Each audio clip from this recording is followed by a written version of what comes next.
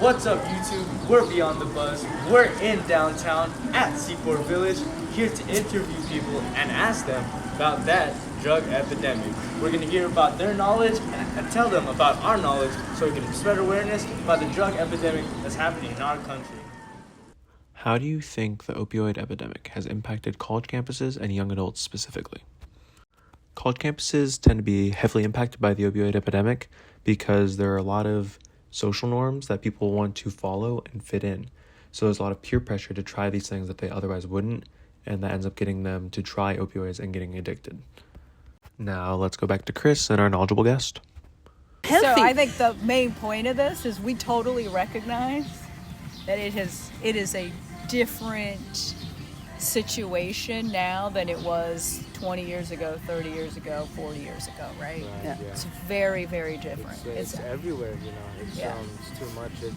Why do you think young people go that route instead of just smoking pot or smoking weed? Or honestly, I think it's like they're caught into a momentum to be accepted, you know, and like they have like there's obviously frats, you know, sororities if we're going to like the more college areas, less than the high school. But it's more of like just being accepted, being part of the group, you know. Peer pressure again. Yeah, because what I think is that social media has gone into it. That too. You know, social media has made us instead of getting connected, we feel loneliest as ever.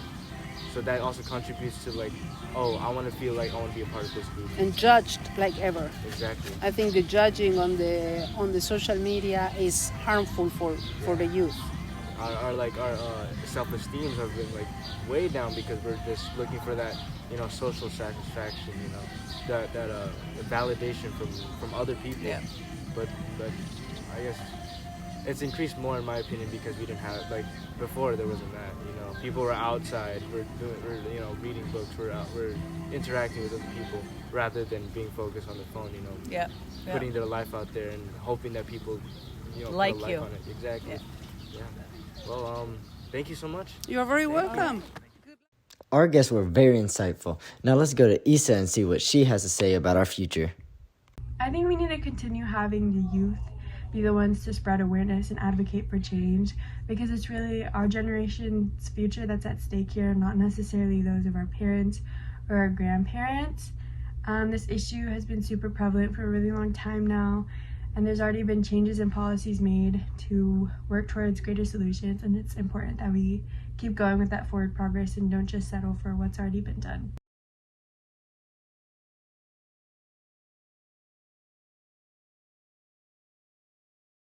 In 2020, opiates made up about 19.7% of all drug trafficking offenses. From 2016 to 2020, the number of offenders trafficking fentanyl increased 1,946%.